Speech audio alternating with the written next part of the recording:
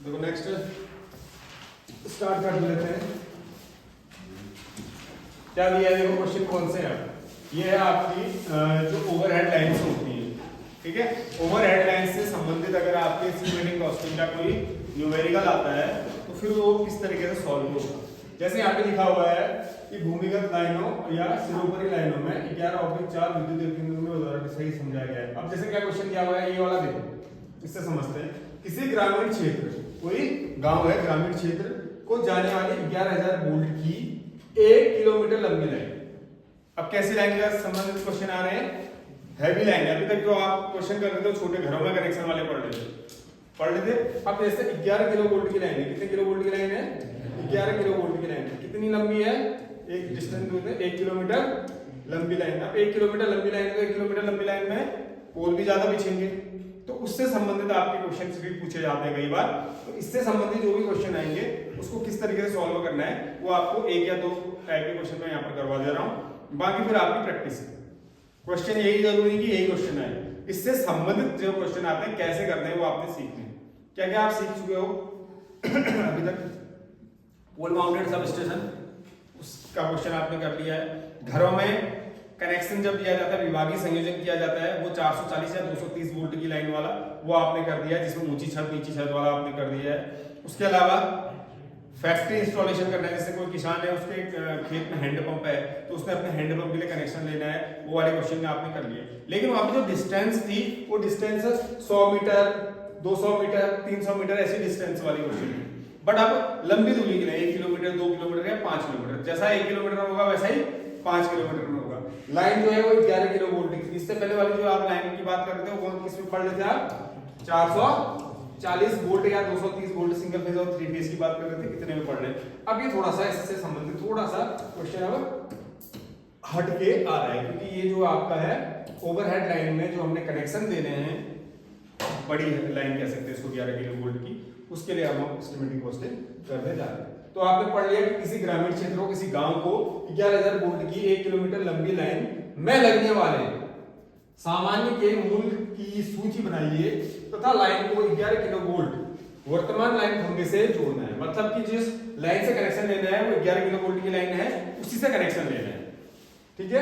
अन्य विवरण निम्नलिखित है। अच्छा, इसमें आपको कुछ डाटा दे रखा है क्वेश्चन में ये ऑलरेडी, तो ये आपके लिए बड़ा आसान हो गया देखो, क्योंकि अगर ये चीज आपको क्वेश्चन में दे देता है तो फिर ये सारी चीजें मानने की जरूरत नहीं है।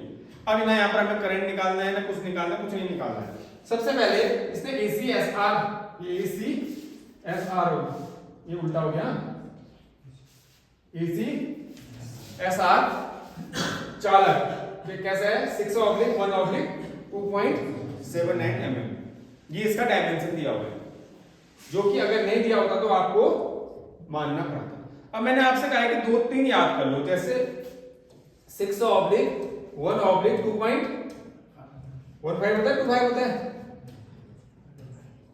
ठीक है, इस टाइप का होता है। एक आपने पढ़ा है 6/1/3 कितना? 35 या जो भी है आपको याद होना चाहिए, या ऊपर है 25 है, ये कुछ याद कर लो। अब आपको कुछ याद करना है तो कम वाले में ये लिखते ना, बड़े वाले में लिखते हैं। जरूरी नहीं है कि ये सारे एक एक करके सारे याद करो ना, इतना कैसे याद करोगे? तो कुछ हाँ एक्यूरेट याद करना है तो फिर लिस्ट जो कर सकता है वो करे।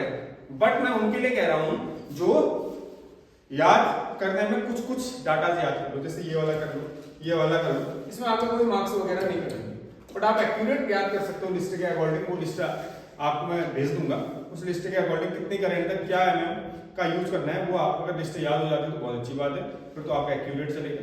अगर याद नहीं हो पाती उन बच्चों के लिए भी कह रहा हूँ जिन लोगों को थोड़ा सा दिक्कत हो रही है क्या ये आ रहा है, तो कुछ डाटा याद कर लो, ठीक है, बीच बीच के कुछ कर लो, वो चल जाएगा। जैसे जहाँ पर 2.5 mm स्क्वायर के जो वायर होते हैं ना घरों में, आपने देखा है, जहां पर वही लगना है उसकी जगह आप, जैसे हीटर है, मान लो हीटर है आपका, मान लो कितना 1000 किलोवाट का, 1000 किलोवाट में अगर आप 1.5 mm का वायर यूज कर रहे हो, काम करता है, और वहीं पर 2.5 का भी लगा हुआ तो वो काम करेगा, थोड़ा बहुत वेरिएशन में काम चलता है।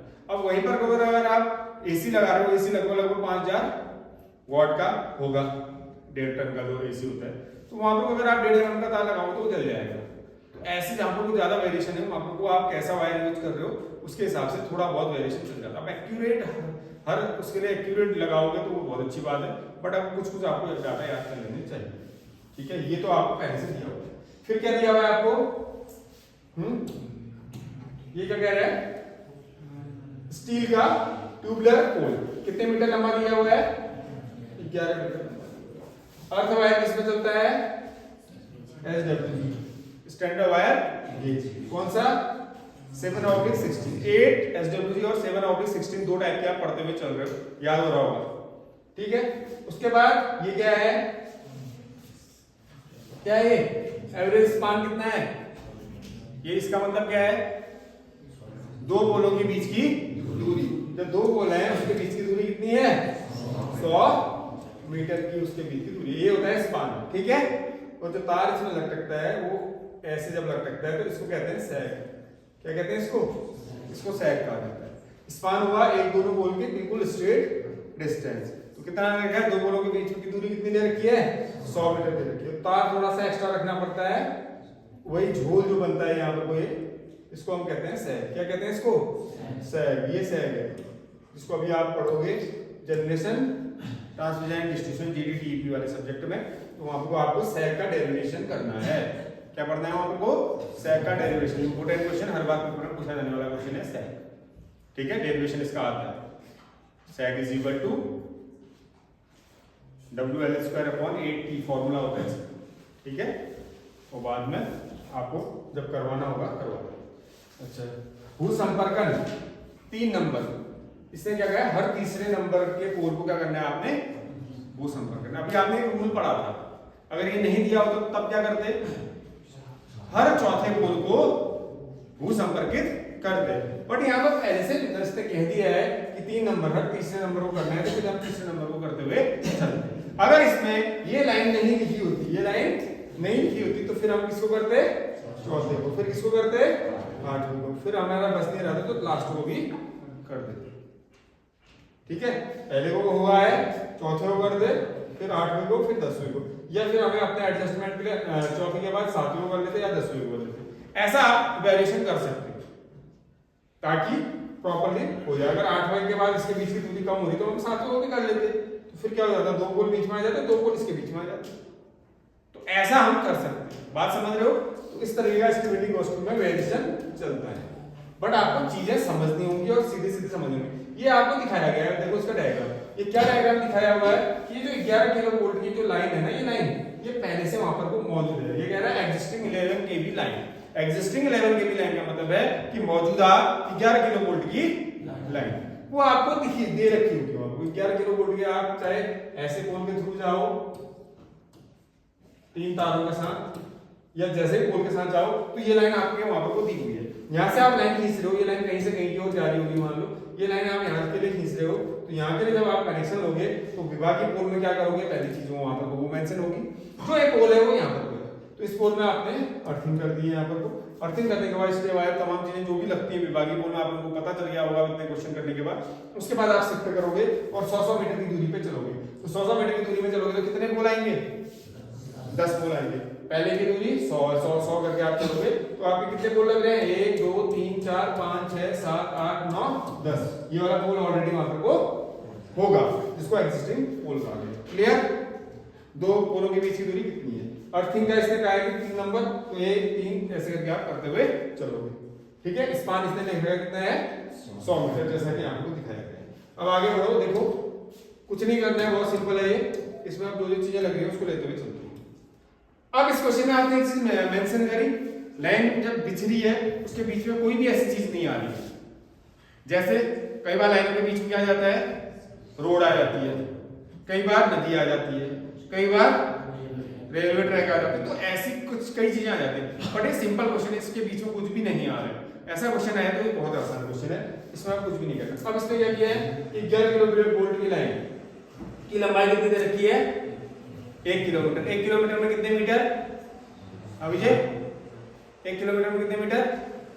1000 मीटर। तो 1000 मीटर। तो एवरेज पार्ट जो उसने रखा है, बैठ जाओ, कितना? 100 मीटर। तो टोटल पोलों की संख्या, ये सिंपल कैलकुलेशन आप निकाल लेना। फिर उसके बाद खंभों की संख्या कितनी हो जाएगी? 10 हो जाएगी। चालक कैसा यूज कर रहे हो? ऊपर दिया हुआ है क्वेश्चन में पहले ACSR तार दिया है कैसा 6/1/2.79 mm वाला क्वेश्चन ने पहले दिया है, तो हम कुछ नहीं अपनी तरफ से नहीं लिखेंगे, जो क्वेश्चन ने दिया वही लिखेंगे। फिर क्या दिया हुआ है,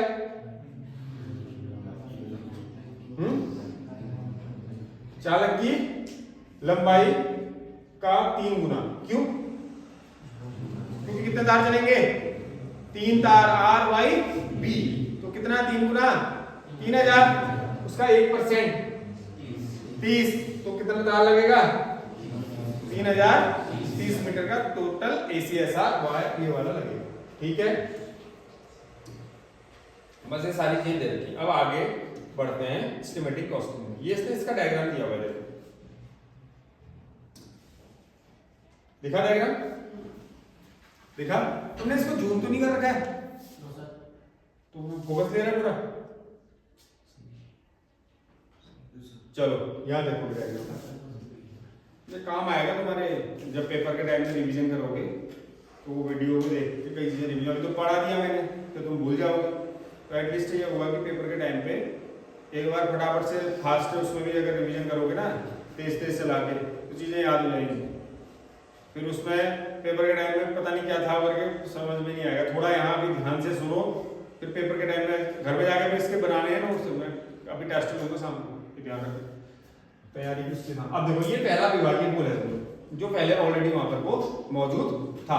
इस पोल में क्या क्या चीजें लग रही है, देखो डायग्राम अगर आपने सही बना दिया ना, तो फिर एस्टिमेटिंग कॉस्टिंग में वही सब चीजें लिखनी है, सामान्य तो लिखना है, तो आपको सामान्य क्या क्या लगना है वो आपके दिमाग में है, डायग्राम में आपने वो चीजें डाल दी तो वही चीज डालोगे। देखो जैसे कि ये पोल है, इस पोल में ये चीजें पहले से लगी हुई, जैसे इस पोल में दिख रहा है आपको, ऐसा इस पोल में पहले से लगा हुआ। अब इसने अलग से क्या लगा दिया यहाँ पर, वो ये लगा दिया MS चैनल।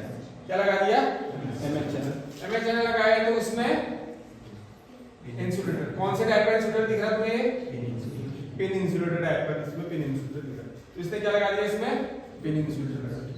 फिर इसके बाद इसने इसमें जंपर के थ्रू कनेक्शन दिया, यहाँ पर उसने एक डिस्क इंसुलेटर भी लगा रखा है। क्या लगा रखा है, डिस्क इंसुलेटर भी लगा रखा है, एक यहाँ पे लगा रखा है, एक यहाँ पे लगा रखा है, और एक थर्ड वाले में भी लगेगा ही लगेगा। ठीक है, या इसका कुछ ऐसा ढांचा हो रहा है कि नहीं लगाना पड़ रहा है, लगना चाहिए। देखो यहाँ पर इसने इसके साथ बांध के डिस्क इंसुलेटर लगा दिया, इसमें इसने इसके साथ बांध के डिस्क इंसुलेटर लगा दिया। ठीक है, और ये वाले में किया क्या है इसने, जरा देखो इसको, ये आपके डिजाइन के ऊपर है, आप कैसा डिजाइन बनाते हैं, जरूरी नहीं है जैसा इसने किया है, बात समझ रहे हो, आप जैसा पोल का डिजाइन बना रहे हो उसके हिसाब से इसमें इसने लगाया हुआ है। तो 1 2 तो दिख रहे हैं RY, मेरे ख्याल से B के लिए भी बनाना चाहिए अगर ऐसे में ऐसा ही पैटर्न बना रहा है। ठीक है, MS चैनल के थ्रू इसने यहाँ पे दिया हुआ है। बाकी स्टे वायर अभी देखते हैं, इसकी कॉस्टिंग में क्लियर हो जाएगा इसने किया क्या है, क्योंकि डायग्राम में पता नहीं चल पा रहा 2 लगा रहा है या क्या लगा रहा है। यहाँ पर वो स्टे वायर लगा दी, इस पोल में अर्थिंग करोगे, कंक्रीट करोगे। ठीक है, और उसके अलावा कुछ नंबर प्लेट वगैरह तो पहले से लगी होंगी इसमें। ये होता है देखो जो कांटेदार तार होता है इसको कहते हैं बारबेड वायर। क्या कहते हैं, बारबेड वायर, कांटेदार तार है, कोई ऊपर ले नंबर प्लेट लगा रखा है, ये सब इसमें पहले से लगा हुआ। अब आपने इस कनेक्शन से इधर को जोड़ा, तो इनका स्ट्रक्चर देख लो क्या क्या है, 1 2 3, एक पोल में कितने पिन इंसुलेटर लग रहे हैं, 3। एक क्या आएगा, अर्थ वायर, अर्थ वायर किससे कनेक्ट होता है, आई बोल्ट से, तो आई बोल्ट, तो कितने आई बोल्ट लगेंगे, 10, क्योंकि 10 पोल है, कितने आई बोल्ट 10। पिन इंसुलेटर कितने लगेंगे, 30 लगेंगे, क्योंकि एक पोल में कितने लग रहे हैं, 3, तो 10 पोलों में 30 लग गए। और उसके अलावा MS चैनल सब में लग रहा है, तो 10 पोलों में 10 लग जाएगा। लास्ट खंभा थोड़ा सा अलग, देखो बीच में इसने 2 खंभों से समझा दिया, लेकिन इसके बीच में कितने खंभे होंगे, 9, इसको छोड़ के, लास्ट वाले को छोड़ के कितने खंभे होंगे, 9। लेकिन लास्ट पोल में कुछ अलग सा हो रहा है, क्या लग रहा है, स्टे वायर लग रहा है। ठीक है, स्टे वायर के साथ साथ ये सब में हुआ है, नंबर प्लेट और बारबेड वायर वगैरह सभी में लगेगी, स्टोन पैड सब पोलों में लगेगा। ठीक है, लास्ट पोल में क्या लगाया गया है, पिन इंसुलेटर नहीं लगाया गया, क्या लगाया हुआ है, डिस्क इंसुलेटर। तो पिन इंसुलेटर की संख्या कितनी होनी चाहिए, 27 27, क्योंकि लास्ट वाले में नहीं है पिन इंसुलेटर, 9 पोलों में पिन इंसुलेटर है, 10वें में कौन सा है, डिस्क इंसुलेटर। तो 3 डिस्क यहाँ है, तो 3 यहाँ होंगे मे बी। ठीक है, अभी देखते हैं विभागीय पोल में इसने क्या क्या चीजें कर रखी, वहां से क्लियर होगा। तो डायग्राम समझ में आ गया, तो लगभग ऐसा आपने डायग्राम पेपर में बनाना है। ये जो चीजें थोड़ा सा आप चेंज करके बना सकते हैं। जैसे मैं होता तो मैं क्या करता कि जैसे इसने आपको डिस्क दिखा रखा है कि डिस्क इसमें दिखा देता, तो फिर मैं एमएस चैनल लगाने की मेरे को शायद जरूरत नहीं पड़ती, क्योंकि ये इसके साथ फंसा के डिस्क के थ्रू कनेक्शन बन जा रहा है। जैसे इसमें नहीं बनाया इसने, ये जंपर के थ्रू इसमें दे दिया, ऐसे ही इस जंपर के थ्रू इसमें दे दिया, इसके थ्रू इसमें दे दिया, तो इससे एमएस चैनल की मेरे को शायद जरूरत नहीं पड़ती। या फिर मैं एमएस चैनल लगा रहा हूं तो फिर एमएस चैनल के थ्रू सीधे सीधे तार बन जाता। अब देखते हैं इसने करा गया है। इसके हिसाब से क्या होना चाहिए कि जिसने दो डिस्क दिखा रखे हैं, हालांकि दो जगह तीन होने चाहिए, और एमएस चैनल के साथ दो पिन इंसुलेटर दिखा रखे हैं, दो पिन इंसुलेटर और तीन डिस्क इंसुलेटर शायद इसके हिसाब से कैलकुलेशन में होनी चाहिए, जैसा कि एक डिस्क नहीं दिख रहा है। अब आते हैं हम इसकी स्कीमेटिक एंड कॉस्टिंग। ये थोड़ा सा ब्लर हो रहा है ना। देखो सबसे पहले जब आप बनाओगे तो यहां पर वो सबसे पहले क्या आता है, सीरियल नंबर, इसको क्रमांक लिखा हुआ है। फिर है सामग्री की व्याख्या, डिस्क्रिप्शन ऑफ मटेरियल, ठीक है, डिस्क्रिप्शन आपने मटेरियल का कर दिया। फिर आपकी मांग, क्वांटिटी, कितनी उसकी मात्रा है, जिसको हिंदी में क्या लिखते हैं, मात्रा। फिर आपकी दर, दर क्या होता है, रेट, इंग्लिश में क्या कहते हैं, रेट, मतलब एक का प्राइस क्या है, ठीक है। कॉस्ट क्या होगी, एक का price multiply by total, total क्या, क्वांटिटी। तो क्वांटिटी को रेट से मल्टीप्लाई करोगे, मात्रा को दर से मल्टीप्लाई करोगे तो क्या आता है, मूल्य आता है। और लास्ट में आपकी टिप्पणी, टिप्पणी का मतलब है रिमार्क। रिमार्क में आप क्या लिखोगे, कहां पे कौन सी चीज लगेगी, उसकी डिस्क्रिमिनेशन आ जाएगी। अब करते हैं सबसे पहले, पहला कह रहा है नालीदार लोहे के खंभे 11 मीटर लंबे, ठीक है, सारा उसका दे दिया 11 मीटर जो उसकी हाइट है। अब उसमें क्या क्या चाहिए आपने, वो कितने लग रहे हैं, वो कितने लग रहे हैं, 10 लग रहे हैं। तो 10 का इसने रेट लिख दिया, 2500 लिखा है, तो हम कितना करते हैं इसको, 12,000 के आसपास एक पोल मान लें, बड़ा पोल है 12,000 या 15,000 के आसपास लिख के इसको 1,20,000 का आसपास इसको दिखा सकते हैं, ठीक है। या फिर 15,000 का दिखाओगे तो 1,15 का 1,50 का हो जाएगा। उच्च वोल्टता लाइन को जोड़ने के लिए सामग्री, अब यह है कि जो उच्च वोल्टता लाइन थी जो इसको हम देख रहे थे, उसमें क्या क्या इसने सामग्री लगाई है, जिसको हम चित्र में समझने की कोशिश कर रहे थे, उसको हम समझते हैं। यहाँ पर देखो क्या क्या लगाया इसने, सबसे पहले एमएस चैनल लगाया है। क्या लगाया है, कितना लगाया है, एक, जो उसका चित्र में दिख रहा है, ठीक है, उसका रेट लिख दिया। डिस्क इंसुलेटर 3 दिख नहीं रहे थे, बट डिस्क 3 होंगे। मैं आपसे वही डिस्कस करना चाह रहा था कि यार इसमें दिख तो कितने रहे हैं, 2 दिख रहे हैं, ये वाला और ये वाला। यहां पर भी जरूर डिस्क इंसुलेटर होना चाहिए था। बात समझ रहे, क्यों लगाया गया डिस्क इंसुलेटर, क्लियर है, क्योंकि ये तार इस इंसुलेटर से, इसका कनेक्शन जब यहां डाल रहे हैं, इसका कनेक्शन तार में गया, लेकिन इस जो आपका दिख रहा है ढांचा, ये रिंग टाइप, इसमें डिस्क इंसुलेटर को बांध रखा है ताकि जो करंट है वो पोल के अंदर ना जाए, इस तार से इस तार में जाए और आगे को बढ़े। इसलिए ये इंसुलेटर वहां पर वो क्या किया गया, लगाया गया। 3 डिस्क इंसुलेटर इसमें होंगे। अच्छा, पिन इंसुलेटर 2 जैसा कि दिख रहे थे एमएस चैनल के ऊपर लगे हुए, दिखाना है, समझ में आ गया, दिखाना है, किसी को दिक्कत, दिमाग में होना चाहिए रहेगा। स्टे वायर लग गए, खंबे में कंक्रीट करते ही करते हैं, कर दिया। फिर क्या है, उसकी अर्थिंग करिए, भू तार क्लैंप बोल्ट सहित खंबे की अर्थिंग वगैरह उसने कर दी। नरम इस्पात चैनल के लिए क्लैंप, वो जो ऊपर नहीं था, जो नरम इस्पात चैनल मतलब ये, इसको कसने के लिए, ये जो नरम इस्पात चैनल है ना, ये इसको कसा भी जाएगा, तो उसके लिए क्लैंप कह रहा है।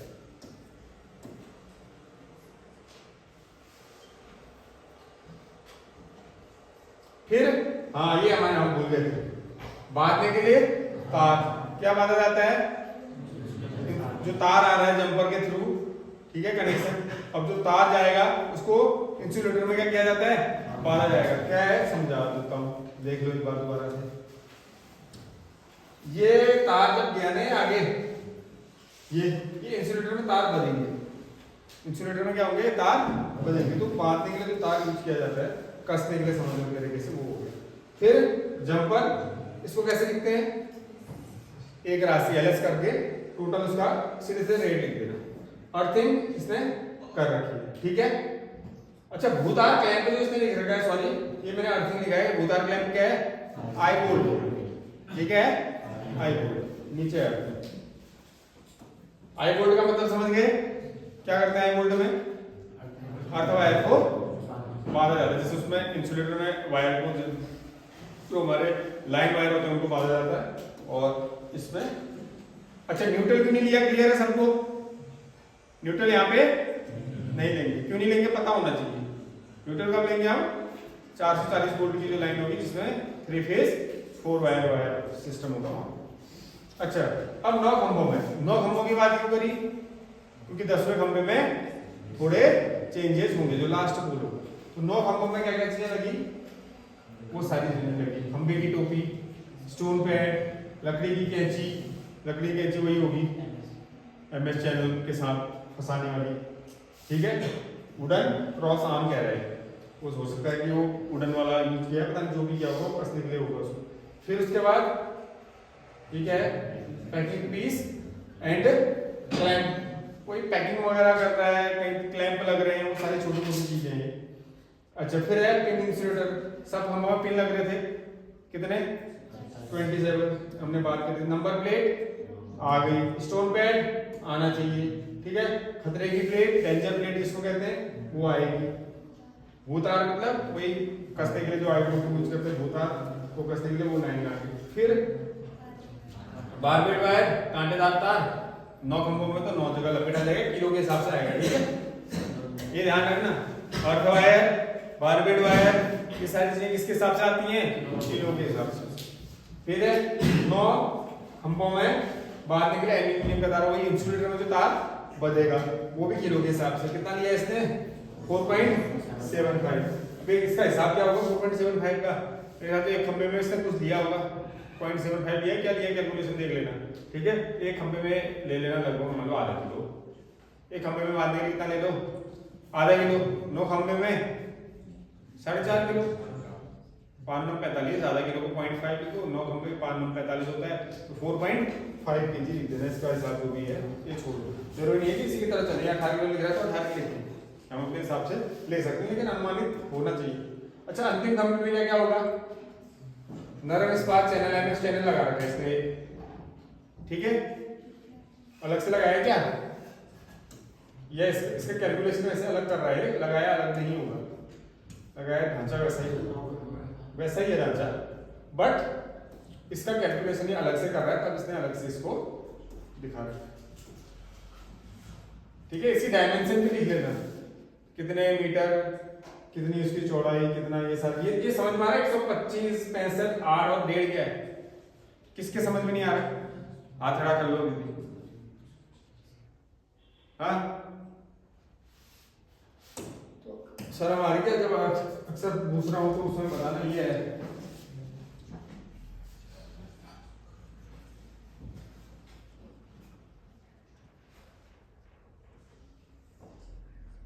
ऐसा लिखिएगा, ठीक है, लंबाई, चौड़ाई, गहराई, और ये मतलब कि अगर ऐसे देखो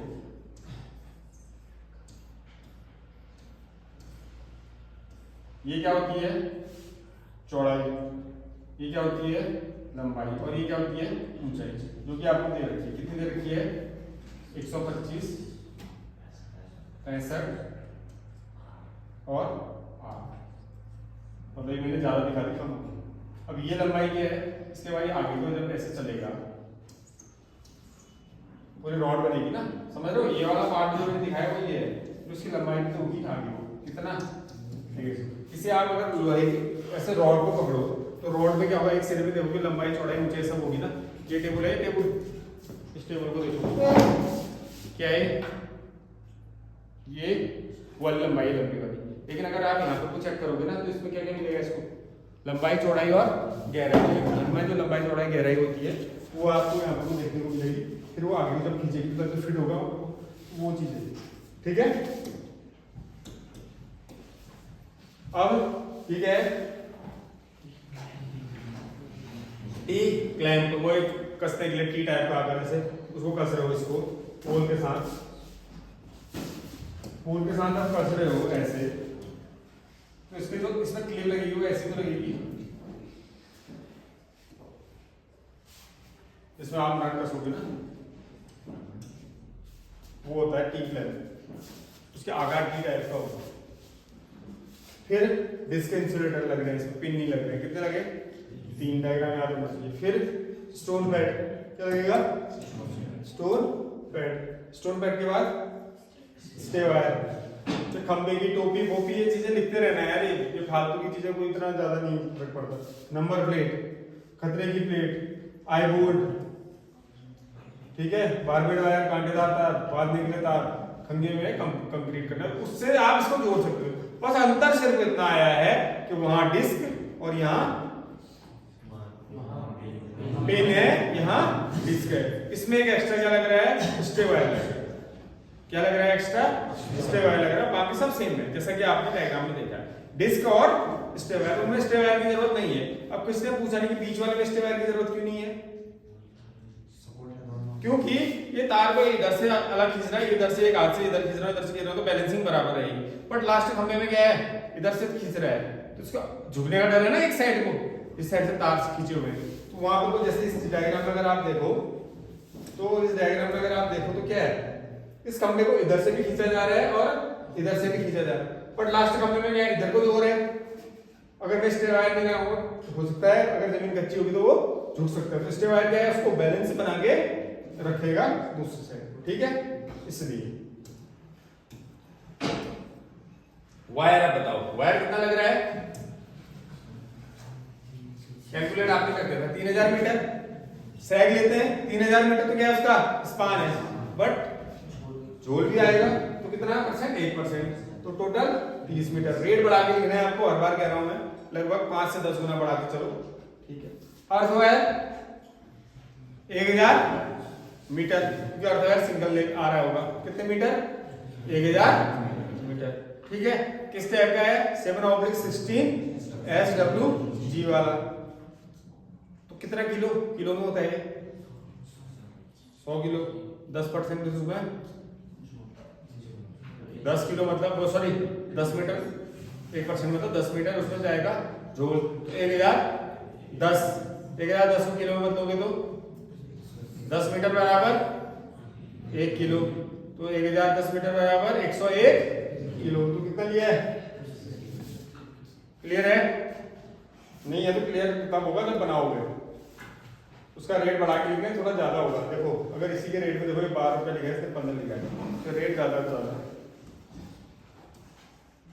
अब अर्थिंग करनी है भाई, क्या करनी है, कितने तारों पोलों की करी इसने अर्थिंग, हर तीसरे की कह रहा था वो, तो तीसरे की करी थी, छठे की करी थी और 9वें की करी थी, तो यहाँ पर टिप्पणी में लिख लेते, ठीक है। अब अर्थिंग करने के लिए क्या क्या चाहिए, अर्थ प्लेट चाहिए, क्या चाहिए अर्थ प्लेट, तो अर्थ प्लेट की लंबाई चौड़ाई ऊंचाई और उसका भार, जो प्लेट जमीन के अंदर लगती है, ठीक है, या तो अर्थ प्लेट के थ्रू करो या इलेक्ट्रोड के थ्रू करो। इसके अंदर क्या जाते हैं, कॉपर का रॉड अर्थिंग होती है और प्लेट अर्थिंग होती है, तो कोई भी इसने करी हो, इसने कौन सी करी है, भू प्लेट अर्थिंग करी है, प्लेट अर्थिंग करी है, इसकी लंबाई चौड़ाई और मोटाई प्लेट की, भार कितना है उस प्लेट का 10 किलो है।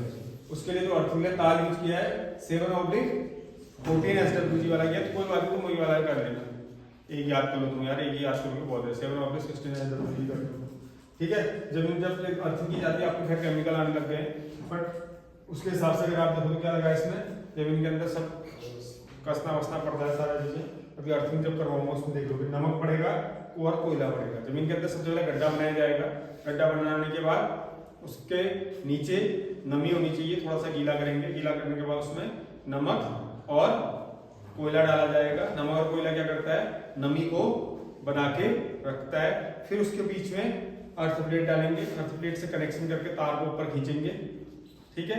उसके बाद फिर कोयला नमक डालेंगे, इस तरीके से उसको डाल के हम उसको क्या कर देंगे, जमीन के अंदर ढक देंगे।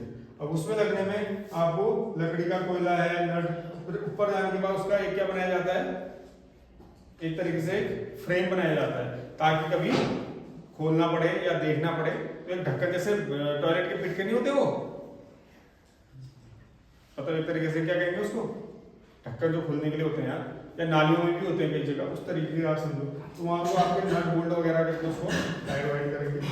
नट बोल्ट वहां पर भी लगेगा नीचे जहां पर वो प्लेट के साथ तार को कसा जाएगा, तो वो भी चीज वहां पर आएगी। तो इस तरीके से आप समझ रहे हो, प्लेट होगी अर्थ की प्लेट ऐसे, ये प्लेट है, इसमें यहाँ पर छेद होगा, यहाँ पर आप नट बोल्ट के थ्रू कसोगे और तार को बाहर निकालोगे, फिर इसके नीचे कोयला वोयला रहेगा ऐसे चारों, और फिर ये ऊपर आएगा। तो यहाँ पर हम छोटा सा छेद बना के कुछ कर सकते हैं, जिससे हम पानी वानी अगर इसके अंदर डाल या नॉर्मली छोड़ दोगे तो चलेगा, तो वो अर्थ में होगा भी जब अर्थ बढ़ोगे तो समझ गए। तो नट बोल्ट कहाँ पर यूज होगा समझ रहे हो, कहाँ पर यूज होगा, इसमें जब तार को यहाँ पर वो कसोगे, नमक और कोयला इसके अंदर चारों ओर भरा जाएगा, ठीक है। ये तार कौन सा है, जो ये यहां से खींच के खंबे से नीचे आएगा, तो खंबे की बॉडी में लगा के नीचे आएगा। क्यों अर्थिंग की जाती है, हैं? अर्थिंग क्यों जाती है, करी जा रही है, और अर्थवायर जो ऊपर चल रहा है वो क्या है, दोनों में क्या अंतर है। चलो पहले ये बताओ, ये जाएगा ध्यान रखना, इन दोनों में मेरे को एक चीज बताओ,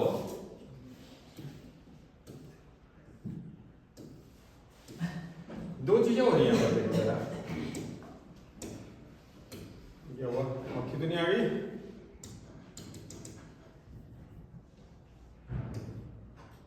हो गया। देखो ये अर्थवायर है और ये अर्थिंग की गई है, जैसे यहाँ पर तो दिखाई गई है, यहाँ पर अर्थिंग दिखाई गई है। ये अर्थवायर है और ये अर्थिंग, क्या अंतर है दोनों में। जो अर्थवायर है वो क्या काम कर रहा है, आकाशीय जो बिजली है उससे बचाएगा एक तो वायर को, दूसरा जो हमारे घरों में तार कनेक्शन आएगा तो वहां पर हमारे घरों की अर्थिंग नहीं है तो वहां पर एज ए प्रोटेक्शन का काम करेगा। इस अर्थवायर का क्या काम है कि अगर मान लो कहीं से इसकी बॉडी में करंट लीक हो रहा है, तो अगर कोई आदमी उसको छुए या गलती से उसको छू ले तो उसके शरीर के बजाय कहाँ चले जाए वो, ग्राउंड में। मतलब जो लीकेज करंट है वो किसी को झटका लगना लगे पोल में टच करने पे, उस कंडीशन में क्या किया जाएगा, हमें इसकी अर्थिंग की जाएगी, ठीक है। क्या हो रहा है, अब कैसे बढ़ाऊं, हो ही नहीं रहा, यहां तक आ गए थे हम, ये भी हो गया था।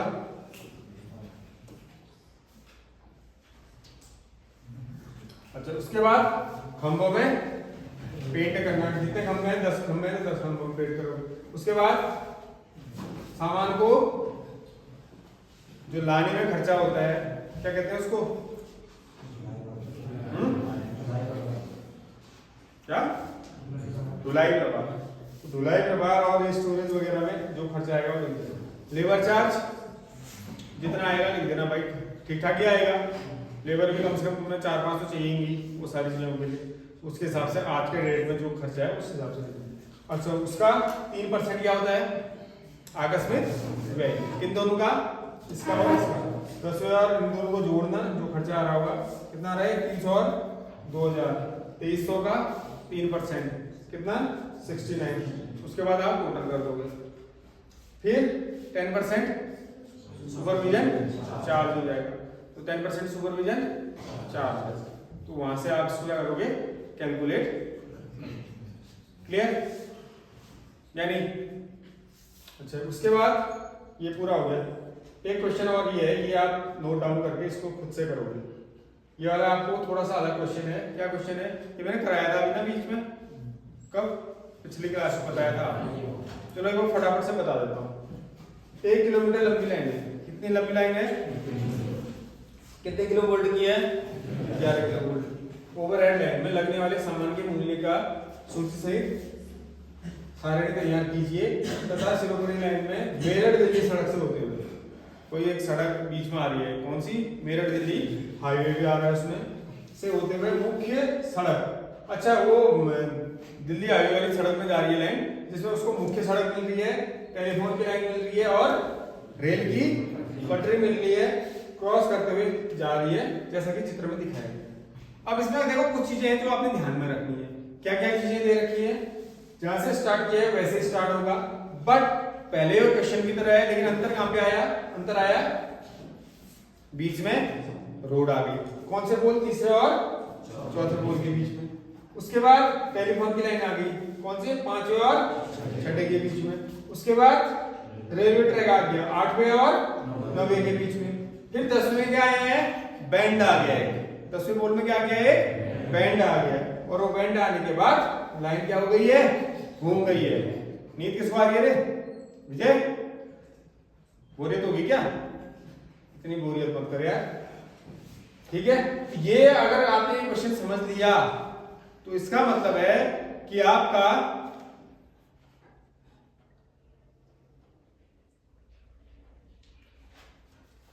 अगर ये लाइन अगर ऐसे आ गई, ठीक है, ये वाला क्वेश्चन आपने अगर समझ लिया तो इट मींस आप इससे रिलेटेड हर टाइप का क्वेश्चन बना लोगे, ठीक है। क्योंकि जो पहला क्वेश्चन समझ गए उसी का बड़ा भाई है, समझ लो। अब इसमें कुछ चीजों का ध्यान रखना है। क्या ध्यान रखना है? एक यहाँ पे बैंड का, एक इसका। अब एक चीज ध्यान से देखो। सबसे पहले इसने अगर क्वेश्चन ये दे रखा है, अब यहां से इसने ये डिटेल अगर नहीं दे रखी है तो ये आपको खुद से करनी पड़ेगी। बट मैं इसके हिसाब से आपको कुछ चीजें समझा देता हूं, जैसा कि आपको दिख रहा हो। मैं थोड़ा जूम आउट कर दूं तो इस जूम के साथ अगर आप देखो कि तीसरे और चौथे पोल के बीच का जो स्पान है कितने मीटर लिया हुआ है? 50। क्यों लिया गया है? क्योंकि उसके बीच से रोड जा रही है, तो मजबूती चाहिए थोड़ा सा। जो ज्यादा दूरी होगी तो झोल ज्यादा आएगा, पहली चीज। दूसरा, वायरों के बीच में टूटने की संभावना ज्यादा होगी। जैसे अगर आपने तार बांधा है यहाँ पे और यहाँ से 10 मीटर की दूरी पे, और उसमें आपने कपड़े डाल दिए बहुत सारे, तो क्या होगा? टूटने की संभावना बढ़ेगी। अगर वही दूरी आप कम कर दो, फिर उसमें आप भले ही उतने कपड़े डाल दो, तो वो फिर भी झेल जाएगा। क्योंकि दूरी ज्यादा होने से टेंशन ज्यादा उसमें आएगी, तो टूटने की संभावना। तो इसलिए यहाँ पर 50 मीटर की दूरी, यहाँ पर को 50 मीटर की दूरी, और यहाँ पर को। दूसरी चीज, अगर अर्थिंग की कोई डिटेल नहीं दी गई होती है तो हर चौथे पोल को क्या करते हैं? अर्थिंग करते हैं। हर चौथे पोल को इसका करो यार पहले इलाज। हो क्या रहा है? ऊपर गया नीचे गया? ये चाह रहा है कि ना पढ़ाए जैसा कि तुम चाह रहे हो? हो क्या रहा है यार? ये भी तो नहीं दे रहा।